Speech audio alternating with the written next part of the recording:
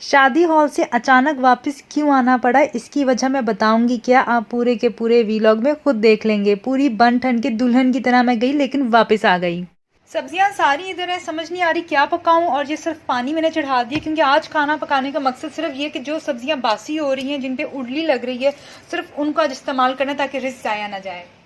ये आ गया वो लहसुन जो बुस रहा है, इसकी दुम भी निकल आई है और यहाँ से इसको उड़ली लग रही है, लेकिन हम साइडों से काट के इसको भी इस्तेमाल कर सकते हैं। घर वालों का दिल करे चटनी खाने का तो चटनी बनाने का मुझे कह रहे हैं। पूछो जो चटनी मेरे दिमाग की आप लोगों ने की हुई और वो खाते रहते वो काफी नहीं है। व्लॉगर्स की लाइफ का सबसे टफ चैलेंज आपको पता है क्या होता है? ये होता है कि आप मोबाइल रख के भूल जाते हो। कहीं आप व्लॉगिंग कर रहे होते हैं, कभी ये व्लॉग कभी कुछ व्लॉग बना रहे थे, पता चलता है कि आप मोबाइल रख के कहीं भूले हुए हो। अब मुझे इतना गुस्सा हो रहा है। एक तो मुझे इस चीज़ की समझ नहीं आती कि कितना कोई किस क्वांटिटी में चीज़ ले। हम कहते हैं इस क्वांटिटी में ले लो कि यार हमें बार बार घर से बाहर ना जाना पड़े, और जब ज़्यादा क्वांटिटी में ले लो तो चीज़ घुस जाती है। घर वाले कह रहे थे थोड़ी भाग दौड़ किया करो, थोड़ी एक्सरसाइज किया करो। तो मैंने उनसे कहा जितना किचन हमें भाग दौड़ करवाता ना, यकीन माने कभी खंडिया जल रही है भागो किचन में, कुकर की सीटी बज गई है उधर भागो किचन में, कोई चीज़ जल रही है भागो। मैंने कहा पापा को कि जितना तो किचन हमें दौड़ाता ना, यकीन माने आवारा कुत्ता भी हमारे पीछे भाग जाए ना तो इतनी दौड़ी नहीं लगती। इतना इतना गंद है पूरे घर में, इतना इतना गंद है पूरे के पूरे घर में। घर वालों को आज मैंने कहा कि जिसका वजन सबसे ज्यादा ना पूरे घर में, वो आज पूरे घर की सफाइयां करेगा। मैंने तो घर वालों से कह दी कि अब ये सारी काइयां कौन साफ करेगा, मेरा तो वजन पूरे घर में सबसे ज्यादा थोड़ा है। यार आपके साथ लाइफ में ऐसा होता है कि आपने सब्जियां वगैरह सारी सामने रखी होती हैं और खाली पानी आपने चढ़ाया होता है? क्योंकि मुझे ये समझ नहीं आ रही कि आज पकाना क्या है। मैंने सब्जियां सारी पूरी हैं, लेकिन सोचो कि कोई सब्जी ऐसी जो बॉईल करनी है तो पानी पहले से बॉईल हुआ पड़ा हो। अब ये हरी मिर्चें हैं, ये ज़रा गल रही थी और देखें ऐसे शुरू से कोई फंगस शंगस लगना स्टार्ट हुई हुई है। तो मैंने कहा इनको इस्तेमाल करती हूँ। आज जो मैं खाना पका रही हूँ वो कोई ऐसा खाना नहीं कि मैंने कोई आलू गोश्त बनाना है या कोई ऐसी चीज़ बनानी है। फिर आलू गोश्त तो बनाना नहीं आता मुझे, लेकिन आज जो मेरा मकसद है ना खाना पकाने का, वो ये कि जो सब्जियाँ भुस रही हैं ना, बासी हो रही हैं, उनको बस आज मैंने इधर झोंक देना है। अब है जी लहसुन की बारी, अब इसको इस्तेमाल करते हैं। इसकी दुम भी निकली हुई है। चलो अभी ज़ाया कोई चीज़ नहीं करनी है क्या? ये तो वो है, हाँ ये तो वो है टर्मेरिक जिसको कहते हैं भाई। चलो इसको जो है ना इसका पिया पाचा करते हैं। ये जो टॉप से उड़ली लगी हुई थी ये मैंने सारी काट दी है, और इस तरह से इसकी दुम के साथ ना अब इसको मैं रखूँगी और ये हंडिया में डालती हूँ। ये देखो मैंने मोटा मोटा लहसुन काटा है क्योंकि बारीक काटने का मेरे अंदर बिल्कुल हौसला नहीं था, हिम्मत नहीं थी। और मैंने 1 टेबलस्पून घी का डाला है, सॉरी उसका ऑयल का डाला है, वेजिटेबल ऑयल का। ज़्यादा तो मैं बिल्कुल नहीं डालती क्योंकि यार मैंने सुना है कि हर फल हर सब्ज़ी में अल्लाह ने नेचुरली ऑयल डाला होता है और हमें मज़ीद ऑयल डालने की ज़रूरत नहीं होती। आप चिकन को भी रखो थोड़ी देर के बाद आप देखोगे उसके ऊपर भी ऑयल आ जाता है। हर चीज़ में नेचुरल ऑयल होता है, हमें एक्स्ट्रा ऑयल बिल्कुल नहीं डालना चाहिए। हाँ जी, अब मैं अपने खाने पीने का थोड़ा बंदोबस्त करूँ। बहुत हो गया यार, पता नहीं आजकल क्या हो गया यार, मेरा दिमाग काम नहीं कर रहा। मुझे तो इतनी थकन हो जाती है आजकल, पता नहीं कौन सी विटामिन की गोलियां खाऊं, किसका दिमाग खाऊं जो मेरा दिमाग काम करना स्टार्ट करे, पता नहीं यार। खैर बहरहाल, और वैसे भी एक बात है कि दाल में जितना फाइबर होता है ना, मुझे एक चीज़ याद है कि मैं एक ज़माने में दाल को बिल्कुल पसंद नहीं करती थी क्योंकि मेरे घर वाले तड़का लगाए बगैर मुझे दाल खिलाते रहे हैं काफ़ी अर्सा। कहते थे कि तड़का हेल्दी नहीं होता, उसमें एक्स्ट्रा ऑयल जाता है, ये होता है वो होता है। लेकिन इस वजह से ना मुझे दाल से थोड़ी बहुत नफरत होगी। मुझे काले मसर जिसे काली दाल कहते हैं वो फिर भी पसंद थी क्योंकि उसमें तड़का ना भी लगे तो वो सही लगती है। कुछ लोग जो काले मसर दूध में बनाते हैं, लेकिन हमारे यहाँ बिना दूध के बनती है काले मसर। तो ये पीली दाल है, इसको आप जितना तड़का लगाएंगे और जितना मसालेदार बनाएंगे उतनी मज़े की बनेगी। तो बेहतर है कि आप इस दाल को जो है ना जितना स्पाइसी बनाएंगे ना उतना आप आसानी से खा सकेंगे। लेकिन अगर आपको हेल्दी दाल चाहिए तो उसमें स्पाइस बिल्कुल ना डालें, ये बहुत ज़बरदस्त किस्म का फाइबर है। और अब ये देखो, ये लालच में इतना ज़्यादा जो है ना, ये लेकर आई है टीना मेरे घर क्योंकि सस्ती तरीन ये मिल रही थी, क्या कहते हैं इसको, धनिया सस्ता तरीन मिल रहा था, तो उसने पूरे का पूरा ये धनिया उठा के लाई। अब ये देखो लालच की सज़ा कितनी बुरी होती है कि ये पड़ा रह गया, ना आलू के पराठे बने ना कोई ऐसी चीज़ बनी कि इसको इस्तेमाल किया जाए। लेकिन अब ये देखें, और ये वो चीज़ें दाल बनी हुई और कोई नहीं खा रहा, मैं खाऊंगी, ख़त्म करूँगी। और इसी को जो है ना, खैर इसको छोड़ो, इसकी बात देखो, ये तो मैं खा के यूज़ भी कर लूँगी। इसकी बात देखो, अब मैं एक जुगाड़ लगाने लगी हूँ कि इसको धो के ना मैं थोड़ा बहुत धूप में सुखा कर, क्योंकि धूप जो है ना वो निकली होती है आजकल सुबह सुबह, इसको सुखा कर मैं फ्रीज़र में फ्रीज़ कर दूँगी। और जब ये फ्रीज़ हो जाए, या तो मैं इसको फ्रीज़ कर दूँ या धूप में इतना सुखा दूँ कि इसका मैं पाउडर बना के टिक्कियों में वगैरह चीज़ों में इस्तेमाल कर लूँ। तब ये मेरी किफ़ायतशारी पर डिपेंड करता है मैं इसके साथ क्या करती हूँ क्या नहीं करती। लेकिन यार लालच की सज़ा वाकई बुरी होती है।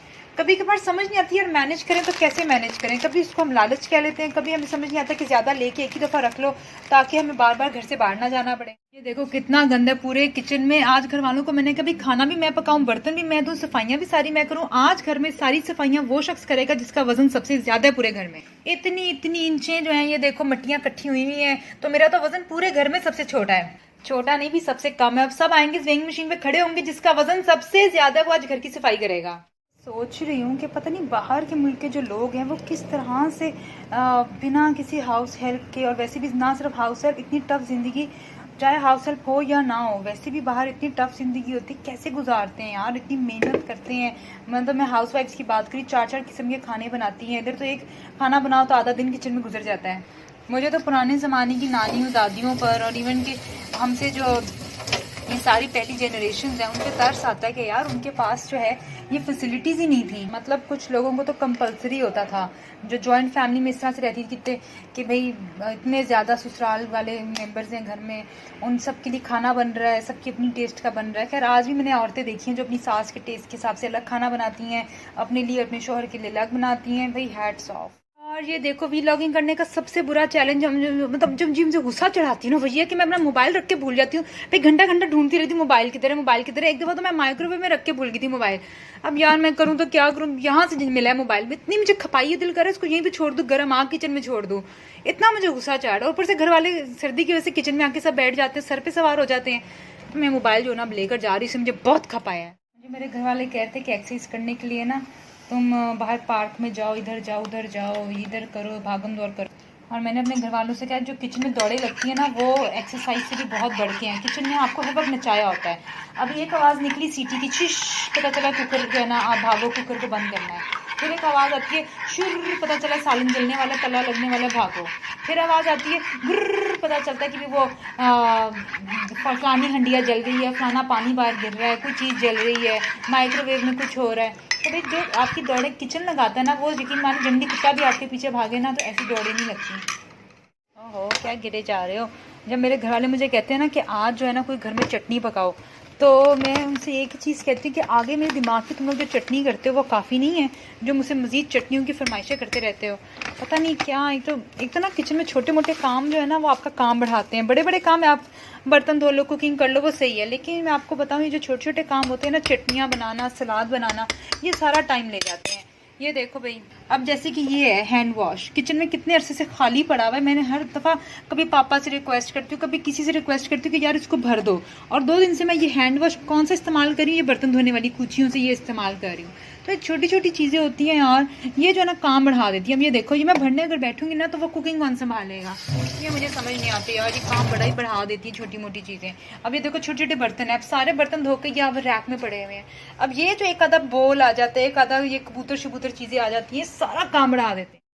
मेरी बचपन की सहेली सज्जल का आज निकाह था और हम उसकी निकाह सेरेमनी के लिए शादी हॉल में गए। जैसे हम हॉल में गए तो अचानक हमें याद आया कि पानी की मोटर जो दोपहर से चल रही थी वो ऑफ़ करना भूल गए, और ऊपर से पापा ने थोड़ा खाना गर्म करना था, वो भी चूल्हा ऑन करके भूल गए। उनको लगा मैं चूल्हा ऑफ़ करूँगी और उनको लगा वो ऑफ़ करेंगे। खैर इस अदला बदली में हम वापस घर गए तो हम ऑलरेडी इतनी दूर शादी पे आ चुके थे।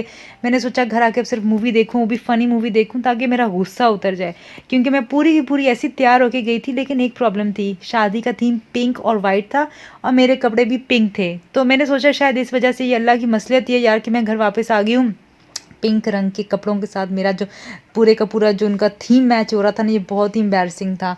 लेकिन फिर भी मैंने कोशिश की कि मैं पिंक कपड़ों में, खैर क्या ही करती, कोशिश थी पूरी की पूरी कि हम शादी पूरी अटेंड करते, लेकिन ऐसा हो नहीं सका।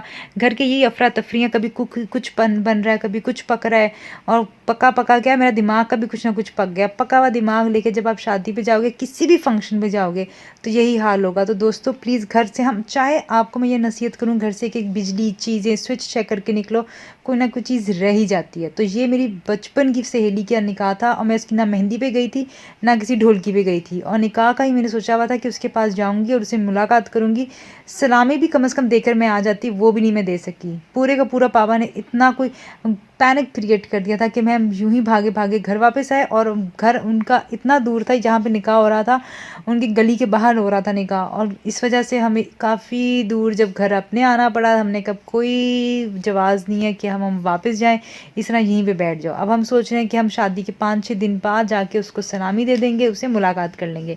लेकिन खैर, कभी भी लड़की तैयार हुई हो, मेकअप किया हो, उसने बाल बनाए हो, आप कोशिश किया करें कि भाई वो हंसी खुशी शादी का फंक्शन अटेंड कर ले। एनीवेज, मैं जब घर आके सोचा मूवी देखूं, तो ये हमारे लैपटॉप का हाल था। दादाबू लैपटॉप का ऑन हुआ काफ़ी देर के बाद, आधे घंटे के बाद, और जब ऑन हुआ तो क्रिंग की आवाज़ आई और वो लैपटॉप जल गया।